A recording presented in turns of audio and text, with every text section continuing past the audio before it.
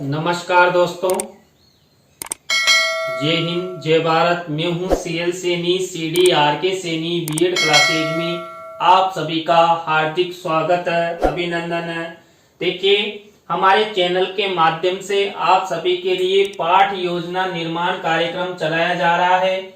इस पाठ योजना निर्माण कार्यक्रम के तहत आपके सभी शिक्षण विषयों पर आपको पाठ योजनाओं का निर्माण करना बताया जा रहा है। आज की लाइव क्लास में हम हिंदी गद्य पाठ योजना क्रमांक 16 के अंतर्गत महादेवी वर्मा द्वारा रचित संस्मरण है मेरे बचपन के दिन, इस टॉपिक का चयन करते हुए आपको एक पाठ योजना का निर्माण करना बताएंगे कि आप मेरे बचपन के दिन इस टॉपिक पर किस तरह पाठ योजना का निर्माण कर सकते हैं। तो आप सब बने रहें हमारे साथ, हमारे चैनल के साथ। और यदि आप हमारे चैनल पर पहली बार आए हैं तो हमारे चैनल को सब्सक्राइब करें और पास ही बने बेल आइकन को जरूर दबावें, जिससे हमारे द्वारा जब भी कोई न्यू लेसन प्लान अपलोड किया जाता है या लाइव क्लास चलाई जाती है तो उनके नोटिफिकेशन आपको मिल सके। और देखिए, आप भी चाहते हैं कि हमारे टॉपिक जो आप हमें सेंड करें उन पर पाठ योजनाएं बने, तो आप हमारे इस व्हाट्सएप नंबर पर टॉपिक और विषय हमें सेंड कर सकते हैं। अंडर 10 डेज में आपको जो आप पाठ योजना का निर्माण चाहते हैं वो हमारे चैनल पर आपके लिए उपलब्ध हो जाएगी, जहां पर आप उसे देख सकते हैं। देखिए, जब हम हिंदी गद्य पाठ योजना का निर्माण करते हैं तो सबसे पहले शामपट पूर्ति करते हैं। शामपट पूर्ति के अंतर्गत वही विद्यालय का नाम, कक्षा, दिनांक, विषय, विधा, कालांश, कालांश का समय और बीच सेंटर में हमारा प्रकरण लिखते हैं। प्रकरण को अंडरलाइन करते हैं, इन्वर्टेड कोमाज में बंद किया जाता है। देखिए, कक्षा कक्ष में जब हम लेसन प्लान का प्रस्तुतिकरण करते हैं तो उद्देश्य कथन के समय शामपट पर ये प्रकरण का नाम लिखा जाता है। उद्देश्य कथन करते हुए ही हम प्रकरण को शामपट पर लिखते हैं। इसके बाद देखिए, हम उद्देश्यों का निर्माण करते हैं। उद्देश्य और हमारे प्रकरण के आधार पर हम विशिष्टीकरण और अपेक्षित व्यवहारगत परिवर्तन का निर्माण करते हैं। देखिए, यहाँ पर पहला जो उद्देश्य ज्ञानात्मक से रिलेटेड ये विशिष्टीकरण और ये अपेक्षित व्यवहारगत परिवर्तन आपको बनाना है। इसी तरह जो दूसरे नंबर का उद्देश्य है अवबोधात्मक से रिलेटेड ये विशिष्टीकरण और ये अपेक्षित व्यवहारगत परिवर्तन आपको बनाने हैं। तो देखिए, यहाँ पर जब हम उद्देश्य, विशिष्टीकरण और अपेक्षित व्यवहारगत परिवर्तन बनाते हैं तो विशेष रूप से हमें ध्यान होना चाहिए हमारा उद्देश्य और हमारा प्रकरण, तभी जाकर आप विशिष्टीकरण और अपेक्षित व्यवहारगत परिवर्तन अच्छे से बना सकते हैं। इसी तरह थर्ड नंबर का उद्देश्य होता है अभिव्यक्त्यात्मक से रिलेटेड ये विशिष्टीकरण और ये अपेक्षित व्यवहारगत परिवर्तन। फोर्थ नंबर का उद्देश्य होता है कौशलात्मक। देखिए, कौशलात्मक से रिलेटेड ये विशिष्टीकरण, ये अपेक्षित व्यवहारगत परिवर्तन। देखिए, यहाँ पर जब हम विशिष्टीकरण और अपेक्षित व्यवहारगत परिवर्तन बनाते हैं तो 1 से 2 हमें विशिष्टीकरण बनाना होता है, 2 से 3 अपेक्षित व्यवहारगत परिवर्तन बनाना होता है प्रत्येक उद्देश्य के। इसी तरह हमारा 5th नंबर का उद्देश्य है अभिरुच्यात्मक से रिलेटेड ये विशिष्टीकरण और ये अपेक्षित व्यवहारगत परिवर्तन। इसी तरह 6 नंबर का उद्देश्य होता है अभिवृत्त्यात्मक। तो अभिवृत्त्यात्मक से रिलेटेड ये विशिष्टीकरण, ये अपेक्षित व्यवहारगत परिवर्तन। आपको इस तरह हिंदी गद्य पाठ योजना में इन 6 उद्देश्यों का निर्माण करना है, इनके विशिष्टीकरण बनाना है और अपेक्षित व्यवहारगत परिवर्तन बनाना है। कई महाविद्यालय द्वारा देखिए सामान्य उद्देश्य और विशिष्ट उद्देश्य भी बनाए जाते हैं, तो आपको बिल्कुल कंफ्यूजन नहीं होना है दोस्तों। आप जैसा चाहते हैं वैसे आप उद्देश्यों का निर्माण कर सकते हैं। तो यहाँ पर ये उद्देश्य हुए। उद्देश्यों के बाद हम कक्षा शिक्षण सहायक सामग्री का कॉलम बनाते हैं। कक्षा शिक्षण सहायक सामग्री दो प्रकार की होती है, इसमें सामान्य और विशिष्ट। सबसे महत्वपूर्ण होती है विशिष्ट शिक्षण सहायक सामग्री। क्यों? क्योंकि हम इसमें इसका निर्माण करते हैं, छात्रों को श्रव्य दृश्य दिखाने के लिए यहाँ विशिष्ट शिक्षण सहायक सामग्री का निर्माण किया जाता है। और देखिए विशिष्ट शिक्षण सहायक सामग्री के अंतर्गत हम चार्ट, चित्र, मॉडल, प्रतिकृति आदि का निर्माण करते हैं। तो यहाँ पर देखिए मेरे बचपन के दिन, इस संस्मरण में हम चार्ट, चित्र और प्रतिकृति का निर्माण करेंगे। देखिए इसी तरह आपको पूर्व ज्ञान का कॉलम बनाना है। छात्र महादेवी वर्मा द्वारा रचित मेरे बचपन के दिन संस्मरण के निबंध के बारे में सामान्य जानकारी रखते हैं। तो इस तरह आपको यहां तक की प्रक्रिया अपनानी है। सबसे पहले श्यामपट्ट पूर्ति, उद्देश्य और मुख्य प्रकरण के आधार पर विशिष्टीकरण और अपेक्षित व्यवहारगत परिवर्तन का निर्माण करते हुए आपको कक्षा शिक्षण सहायक सामग्री का कॉलम बनाना है और पूर्व ज्ञान का कॉलम बनाना है। इसके बाद हमारी मुख्य पाठ योजना शुरू होती है, जो हमारा पहला शिक्षण बिंदु है प्रस्तावना, इससे शुरू होती है। और प्रस्तावना शिक्षण बिंदु के अंतर्गत मैंने आपको कई बार बताया, हम 3 से 5 प्रश्न बनाते हैं।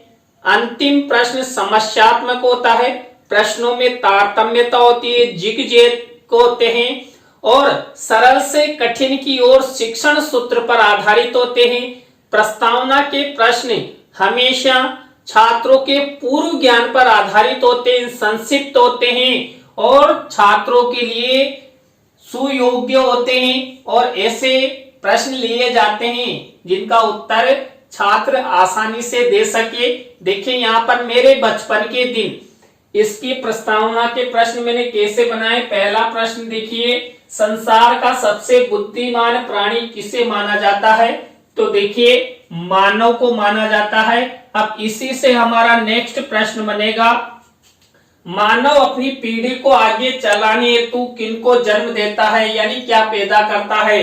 देखिए बच्चे पैदा करता है। हम हमारी संतति को आगे बढ़ाने हेतु, हमारी पीढ़ी को आगे चलाने हेतु हम बच्चों को जन्म देते हैं। माता और पिता मिलकर बच्चों को जन्म देते हैं। अब इसी से हमारा नेक्स्ट प्रश्न बनेगा, बच्चों की प्रमुख अवस्थाओं के नाम बताइए। देखिए बालक का जन्म होता है, उसके बाद बालक की विभिन्न अवस्थाएं होती है। सबसे पहले बालक शिशु अवस्था में प्रवेश करता है, शिशु अवस्था के बाद बाल्य अवस्था में प्रवेश करता है, उसके बाद किशोर अवस्था में प्रवेश करता है, युवा अवस्था में, प्रौढ़ावस्था में और वृद्धावस्था में। इस तरह बालक की कई अवस्थाएं होती है, तो इन अवस्थाओं के नाम यहाँ पर छात्र छात्रा देंगे। अब इसी उत्तर से हमारा नेक्स्ट प्रश्न बनेगा, बालक किशोर अवस्था या युवा अवस्था में पहुंचने पर कौन से पूर्व दिनों की याद करता है? देखिए यहाँ पर जो किशोर अवस्था या युवा अवस्था ही नहीं, जब बालक बाल्यावस्था से गुजरने के बाद जब उसकी किशोर अवस्था, युवा अवस्था, प्रौढ़ावस्था या वृद्धावस्था आती है, तो वो पूर्व दिनों की याद करता है। तो वह बचपन के दिनों को अधिक याद करता है, क्योंकि बचपन के दिन बड़े शरारती होते हैं, अनोखे दिन होते हैं और हम कई तरह के, जो हमारी तब समझ भी इतनी विकसित नहीं हो पाती है, तो हम कई ऐसे कार्य कर देते हैं। तो बचपन के दिनों की याद सबसे ज्यादा आती है। अब इसी उत्तर से हमारा नेक्स्ट प्रश्न बना हुआ, महादेवी वर्मा द्वारा रचित मेरे बचपन के दिन संस्मरण के बारे में आप सब क्या जानते हैं? तो ये अंतिम प्रश्न समस्यात्मक हो गया। देखें यहाँ पर उत्तरों से प्रश्न बनाए गए हैं, प्रश्नों में तारतम्यता, जिग-जैग है, सरल से कठिन की ओर शिक्षण सूत्र का प्रयोग किया गया है और छात्रों के पूर्व ज्ञान पर आधारित है। देखिए ये सब ज्ञान छात्रों को पूर्व में मिल चुका है, तो आपको इस तरह प्रस्तावना के प्रश्न बनाने हैं। प्रस्तावना के प्रश्नों के बाद हमारी सेकंड स्टेप आती है उद्देश्य कथन। देखिए, उद्देश्य कथन के अंतर्गत जो संबंधित प्रकरण हम लेते हैं, इस संबंधित प्रकरण से यहाँ पर देखिए शिक्षण सहायक सामग्री का निर्माण किया जाता है। तो यहाँ पर महादेवी वर्मा का चित्र मिनिएचर के रूप में लगाया गया है। आपको भी इस तरह महादेवी वर्मा का चित्र मिनिएचर के रूप में लगाते हुए उद्देश्य कथन करना है। बच्चों, आज हम सब महादेवी वर्मा द्वारा रचित मेरे बचपन के दिन संस्मरण के बारे में विस्तार पूर्वक अध्ययन करेंगे। तो इस तरह यहाँ पर उद्देश्य कथन करते हुए हम श्याम पट पर हमारा प्रकरण लिख देते हैं। तो यहाँ पर ये उद्देश्य कथन के बाद हमारी नेक्स्ट स्टेप आती है पाठ प्रस्तुतिकरण। देखिए, पाठ प्रस्तुतिकरण के अंतर्गत जो छात्र अध्यापक छात्र अध्यापिका होते हैं, ये छात्र छात्राओं को जो संबंधित प्रकरण या पाठ हम अध्ययन करने जा रहे हैं, यहाँ पर देखिए मेरे बचपन के दिन, इस प्रकरण का अध्ययन करने जा रहे हैं, तो छात्र छात्राओं को निर्देशित किया जाता है किसके लिए? पुस्तक में पृष्ठ संख्या खोलने के लिए। तो यहाँ पर सभी छात्र छात्रा क्या करते हैं? संबंधित पाठ को खोलकर उसकी पृष्ठ संख्या को देखते हैं। इसके बाद हमारी 4th नंबर की स्टेप आती है आदर्श वाचन। देखिए, आदर्श वाचन किया जाता है छात्र अध्यापक छात्र अध्यापिका द्वारा। देखिए, छात्र अध्यापक छात्र अध्यापिका जो हमारा संबंधित प्रकरण है, इस प्रकरण का आदर्श वाचन करते हैं और इसमें जो शिक्षण सहायक सामग्री का जो कॉलम होता है, इसमें जो हमारा प्रकरण जो हम अध्ययन करने जा रहे हैं, जिस पर हमने पाठ योजना बनाई है, उसकी विषय वस्तु यहाँ पर रंगीन मिनिएचर पर लिखना होता है। देखिए, मेरे द्वारा भी यहाँ पर विषय वस्तु लिखी गई है। इस बॉक्स में बंद है, इस मिनिएचर में बंद है और हमारे पास ये हमेशा जादू की छड़ी रहती है, जिसके द्वारा क्लिक करने पर अपने आप ही नेक्स्ट बॉक्स खुल जाता है। तो यहाँ पर विषय वस्तु खुलेगी। देखिए, यहाँ पर मेरे बचपन के दिन, इस पाठ से रिलेटेड ये विषय वस्तु आप स्क्रीनशॉट लीजिए, जिससे आपको पाठ योजना बनाने में किसी तरह की कोई परेशानी ना आए। तो ये पहला पेज है। देखिए, यहाँ पर कम से कम 3 चैप्टर बनाए गए हैं।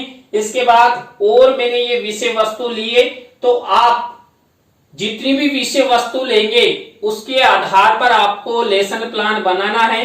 एक ही पाठ को एक दिन में नहीं पढ़ाना है। आपको एक पाठ को अनुवितियों में डिवाइड करके कम से कम 3 या 4 पाठ योजनाएं निर्माण कर आपको छात्र छात्राओं के लिए प्रस्तुतिकरण करना है। तो ये हमारी आदर्श वाचन की स्टेप हुई। आदर्श वाचन के बाद हमारी नेक्स्ट स्टेप अनुकरण वाचन की आती है। अनुकरण वाचन के अंतर्गत जो छात्र छात्रा होते हैं वो पाठ का अनुकरण वाचन करते हैं और यहाँ पर जो छात्र अध्यापक छात्र अध्यापिका होते हैं वो सभी छात्र छात्राओं को निर्देशित करते हैं, एक एक को खड़ा करके संबंधित प्रकरण को पढ़ने के लिए कहते हैं। तो इस तरह ये अनुकरण वाचन की स्टेप आपको अपनानी है। अनुकरण वाचन के बाद हमारी नेक्स्ट स्टेप आती है अशुद्धि संशोधन की। देखिए, अशुद्धि संशोधन के अंतर्गत हम क्या करते हैं? जो अनुकरण वाचन के समय छात्र छात्राओं द्वारा जो गलतियां की जाती है या अशुद्धियां पढ़ी जाती है, गलत उच्चारण किया जाता है, उनका शुद्धिकरण श्यामपट्ट की सहायता से छात्र अध्यापक छात्र अध्यापिका करते हैं। ब्लैक शीट का मिनिएचर लगाते हैं, एक तरफ अशुद्ध शब्द लिखते हैं, एक तरफ शुद्ध शब्द लिखते हैं। देखिए, मेरे द्वारा ये 7 से 8 शब्द अशुद्ध लिखे हैं और एक तरफ शुद्ध शब्द लिखे हैं। तो आपको ये अशुद्धि संशोधन की फॉर्मेट इस तरह अपनानी है, जिससे छात्र छात्राओं का उच्चारण भी ठीक हो सके। तो अशुद्धि संशोधन के बाद हमारी नेक्स्ट स्टेप आती है काठिन्य निवारण की। देखिए, काठिन्य निवारण गद्य पाठ योजना की आत्मा होती है, आधार होती है। इसके अंतर्गत जो संबंधित प्रकरण की पाठ योजना हम निर्माण करने जा रहे हैं, इसी विषय वस्तु में से हम कई ऐसे कठिन शब्द, कई ऐसे व्याकरणिक शब्द जो छात्र छात्राओं के लिए महत्वपूर्ण होते हैं वे शब्द लिखते हैं। एक तरफ देखिए शब्द लिखते हैं, अर्थ लिखते हैं, कौन सी विधि परविधि से उनको समझाना है और प्रयोग। गद्य पाठ योजना में इस फॉर्मेट का उपयोग किया जाता है। हम 8 से 10 शब्द लेते हैं, शब्द लिखने के बाद अर्थ बताते हैं। यहाँ पर देखिए व्याकरणिक दृष्टि से भी हम छात्रों को समझा सकते हैं। तो इस तरह आपको ब्लैक शीट का निर्माण करते हुए सिल्वर कलर के पेन से आपको ये बनाना है और ये फॉर्मेट आपको काठिन्य निवारण में जरूर बनाना है, क्योंकि ये गद्य पाठ योजना में सबसे महत्वपूर्ण होता है। देखिए काठिन्य निवारण सभी छात्र छात्राओं के लिए अति महत्वपूर्ण होता है और इसके माध्यम से ही छात्र शब्दों के बारे में जानते हैं, उनके अर्थों के बारे में जानते हैं और यहाँ पर छात्रों को व्याकरणिक ज्ञान की प्राप्ति भी होती है। इसके बाद हमारी नेक्स्ट स्टेप आती है सारांश कथन। संबंधित जिस पाठ की पाठ योजना हम निर्माण करने जा रहे हैं, जिस विषय वस्तु को अभी हमने पढ़ा है, यहाँ पर मेरे बचपन के दिन संस्मरण से संबंधित यहाँ पर शिक्षण सहायक सामग्री के कॉलम में आपको सारांश कथन का मिनीचर लगाना है। देखिए मैंने भी ये रंगीन मिनीचर लगाया है, किसका? सारांश कथन का। तो आपको भी इसी तरह सारांश कथन का मिनीचर लगाना है और आप सब सारांश कथन लिखना जानते हैं तो आप रंगीन मिनीचर पर लिखेंगे और यहाँ पर चस्पा कर देंगे। तो ये सारांश कथन की स्टेप हुई। सारांश कथन के बाद हमारी नेक्स्ट स्टेप आती है बोध प्रश्नों की। देखिए बोध प्रश्न बनाए जाते हैं। जो हमने ये मेरे बचपन के दिन इससे संबंधित विषय वस्तु ली थी, उसी में से हम कम से कम 5 बोध प्रश्न पूछते हैं। देखिए मेरे द्वारा ये 5 बोध प्रश्न बनाए गए हैं और इनके उत्तर लिखे गए। इस तरह आपको बोध प्रश्नों की स्टेप अपनानी है। ये तो बहुत अच्छी है और सरल भी है, आप बना सकते हैं। बोध प्रश्नों के बाद हमारी नेक्स्ट स्टेप आती है मौन वाचन। देखिए मौन वाचन के अंतर्गत जो छात्र अध्यापक छात्र अध्यापिका होते हैं, ये छात्र अध्यापक छात्र अध्यापिका छात्र छात्राओं को निर्देशित करते हैं कि आप सब मेरे बचपन के दिन इस पाठ को पुनः मौन रहकर उसका वाचन कीजिए मन ही मन में, फिर मेरे द्वारा प्रश्न किए जाएंगे। तो ये यहाँ पर मौन वाचन की स्टेप हुई। मौन वाचन के बाद हमारी नेक्स्ट स्टेप आती है विचार विश्लेषणात्मक प्रश्नों की। देखिए विचार विश्लेषणात्मक प्रश्नों के अंतर्गत हम क्यों और कैसे वाले प्रश्न पूछते हैं, यानी कि 2 या 3 पंक्तियों वाले प्रश्न यहाँ पर किए जाते हैं और यहाँ पर छात्रों की विचारात्मक शक्ति को उत्पन्न करने हेतु विचारात्मक प्रश्न बनाए जाते हैं। तो देखिए मेरे द्वारा भी 3 से 4 प्रश्न बनाए हैं। आप जितने भी बनाना चाहो आपकी इच्छा पर डिपेंड करता है। कम से कम 3 प्रश्न यहाँ पर आपको बनाना ही बनाना होता है। तो ये विचार विश्लेषणात्मक प्रश्नों की स्टेप हुई। इसके बाद नेक्स्ट स्टेप आती है हमारी मूल्यांकन प्रश्नों की। देखिए मूल्यांकन प्रश्नों के अंतर्गत हम 3 तरह के प्रश्न लेते हैं। यहाँ पर वस्तुनिष्ठ प्रश्न रिक्त स्थानों से रिलेटेड या सत्य असत्य से रिलेटेड या एक पंक्ति से रिलेटेड। यहाँ पर देखिए प्रत्येक में 2-2 प्रश्न लिए गए हैं, कुल मिलाकर 6 प्रश्न बनाए गए हैं। तो आपको इस तरह ये 6 प्रश्न बनाना है और वही ब्लैक शीट का मिनीचर यूज करना है, सिल्वर कलर के पेन से ये सब प्रश्न लिखने हैं और किसी भी प्रश्न का आपको उत्तर नहीं लिखना है। देखिए मैंने भी बिल्कुल प्रश्नों के उत्तर इसमें नहीं लिखे हैं। जब हम इसका प्रस्तुतिकरण कक्षा कक्ष में करते हैं जो छात्रों से पूछकर छात्रों का मूल्यांकन किया जाता है, तब इनके उत्तर लिखे जाते हैं। तो देखिए ये एक तरीके से आपका एक प्रश्न पत्र भी इसे हम कह सकते हैं, इसे ब्लूप्रिंट की श्रेणी में गिना जाता है। मूल्यांकन प्रश्नों के बाद हमारी नेक्स्ट स्टेप आती है गृह कार्य की। देखिए गृह कार्य में हम श्यामपट्ट कार्य वाले कॉलम में वही ब्लैक शीट का निर्माण, सिल्वर कलर का पेन और 1 या 2 होमवर्क के प्रश्न छात्र छात्राओं को दिए जाते हैं। तो दोस्तों आज की क्लास में हमने हिंदी गद्य पाठ योजना क्रमांक 16 के अंतर्गत मेरे बचपन के दिन, जो महादेवी वर्मा द्वारा रचित संस्मरण है, इस पाठ योजना की लाइव क्लास आपको कैसी लगी कमेंट्स में हमें जरूर बताएं। अच्छी लगी हो तो लाइक करें, कमेंट्स करें और शेयर जरूर करें दोस्तों। और देखिए आप कहीं कमेंट्स करते रहते हैं सर हमें पीडीएफ चाहिए, पीपीटी चाहिए। तो भाई दोस्तों मेरे चैनल पर जो भी वीडियो अपलोड है वो आपके लिए निःशुल्क है, लेकिन आप पीडीएफ पीपीटी चाहते हैं तो उनका शुल्क देना होगा, तभी आपको पीडीएफ पीपीटी मिलेगी। तो हमारे इस व्हाट्सएप नंबर पर आप कमेंट्स करें, पीडीएफ पीपीटी प्राप्त कर सकते हैं। इसी तरह नए लेसन के साथ हम आपसे फिर मिलेंगे CDRK सैनिक बीएड क्लासेज में। जय हिंद, जय भारत, राम राम साहब।